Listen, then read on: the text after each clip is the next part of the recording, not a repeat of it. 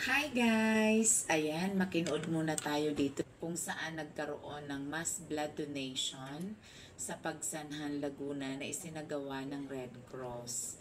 At ayan, siya yung naka-duty nung araw na yan. Ayan, inaayos niya yung mga dugong nakuha. Ang dami na naman ng mga dugong yan. Marami-raming buhay na naman ang madudugtungan niyan. Nabanggit niya sa akin, ang mga nag-donate daw niyan ay yung mga Tau Gamma Phi na sorority. O diba? Ang sarap naman siguro sa feeling niyan makapag-donate ka ng dugo. Sakaling merong mga ilangan, ayan, puno na naman ang blood bank.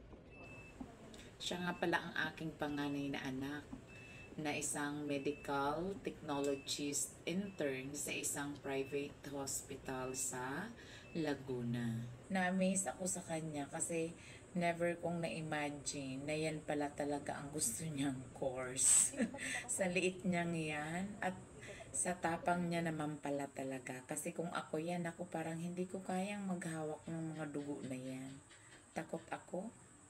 Pero siya, ang lakas ng loob, ang liit lang.